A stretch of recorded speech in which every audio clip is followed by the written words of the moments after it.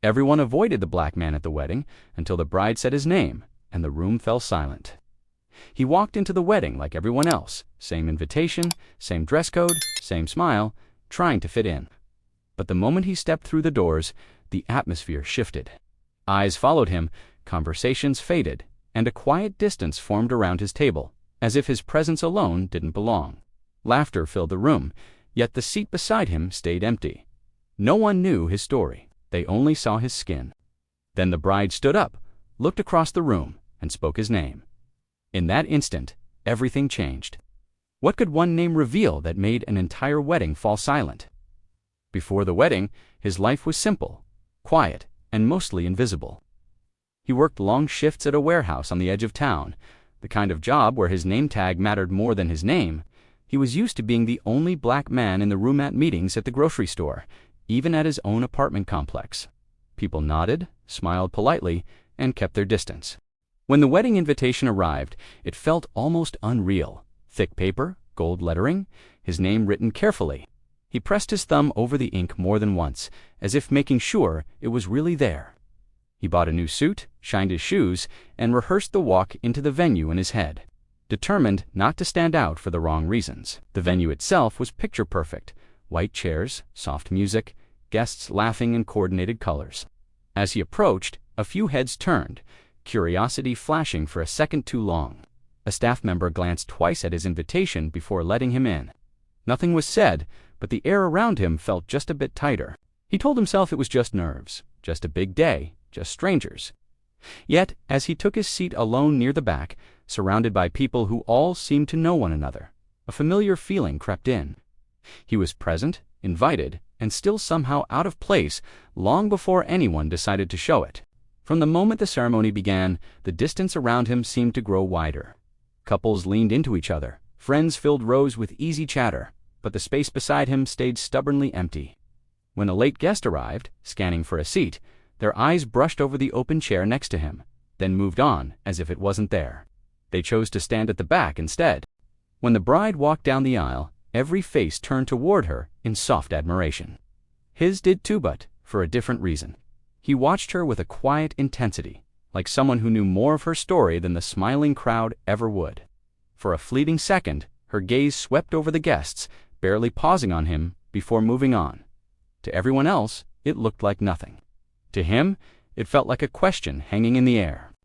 After the ceremony, the guests spilled into the reception area, filling the room with the comfort of familiarity.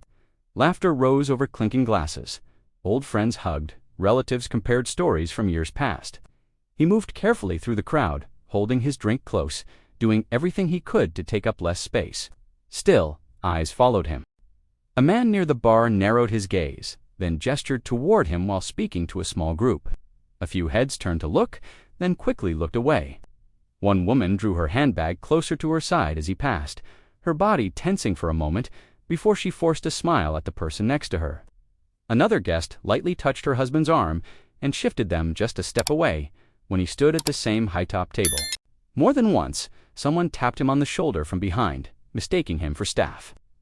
They held out an empty glass or pointed to a napkin on the floor before realizing their error. Each time, the same brief flicker of embarrassment crossed their faces, followed by something harder to name: defensiveness, discomfort, the quick mental reshaping of him into a problem to ignore. At the dinner tables, the pattern continued. His name card sat neatly at a round table of 8. As people arrived, they hesitated when they saw him already seated. 2 guests quietly switched their cards with another table when they thought no one was watching.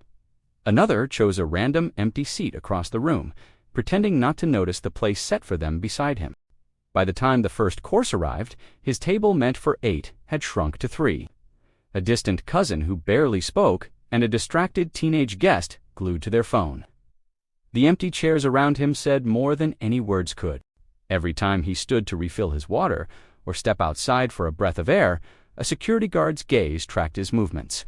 No one else seemed to notice the way the guard's attention tightened whenever he moved even slightly closer to the gift table or the cake. But he noticed, he always noticed. He had seen that look in grocery stores, on sidewalks, in parking lots at night. Suspicion wrapped in politeness. Fear hidden under the surface of a practiced smile. The music got louder, the dance floor crowded, but he remained at the edge of everything, close enough to be seen, far enough not to be included. A group formed a circle near him, pulling people in to dance, hands reaching for almost everyone around him, while somehow never landing on his shoulder. He could feel the beat in his chest, the joy all around him, and the silent barrier that kept it just out of reach. Still, he stayed.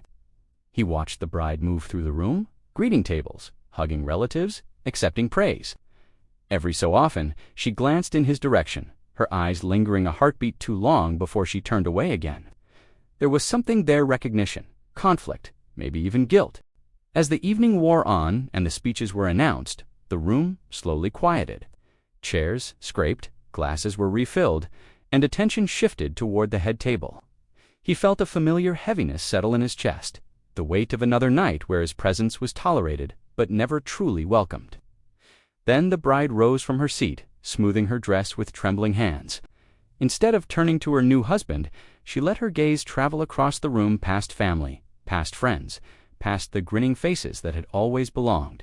Her eyes stopped on him and did not move. For the first time all night, he realized she was about to make a choice that no one in that room was prepared for. The room expected another safe, polished wedding speech, sweet memories, light jokes, a neat little bow on a perfect day. The bride stood at the head table, fingers wrapped so tightly around the microphone that her knuckles paled. Her maid of honor smiled, the groom beamed, and the guests settled in, unaware that the night was about to split in two. From his table near the back, he watched her chest rise and fall, saw the way her eyes glossed as they drifted over familiar faces. Skipping quickly past the ones who had always been approved, always been acceptable. Then, for the first time that day, her gaze found him and did not look away. A small ripple moved through the crowd as people followed her line of sight. Conversations faded. Forks hovered above plates. Even the DJ's background music seemed to shrink. In that growing silence, every moment of the evening pressed down on him at once: the empty chairs, the wary glances, the security guards' watchful eyes.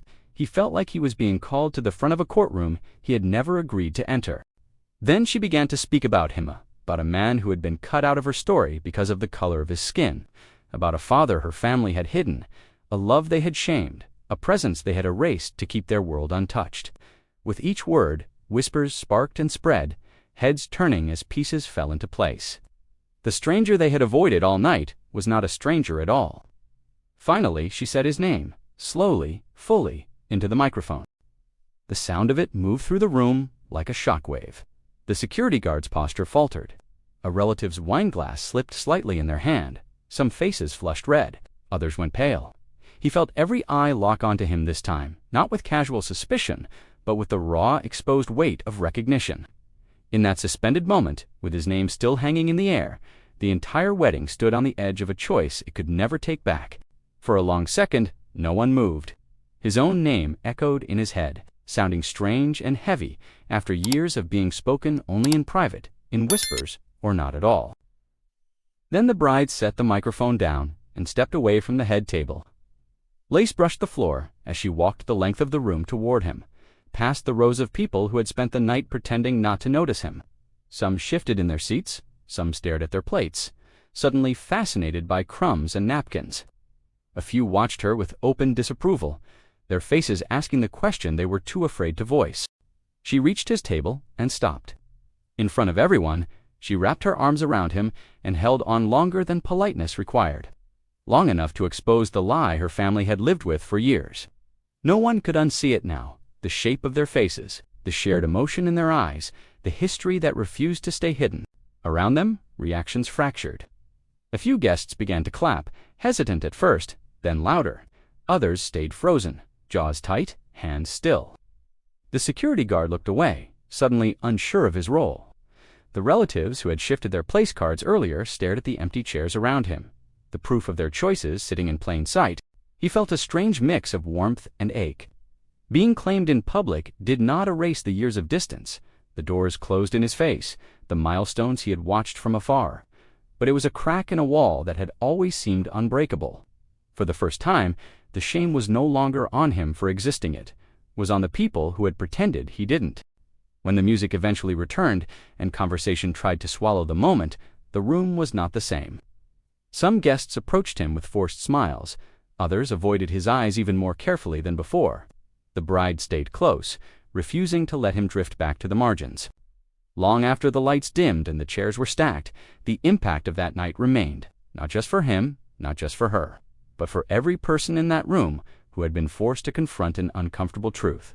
Racism isn't only in headlines and history books. It's in who we invite to the tableland, who we silently push away.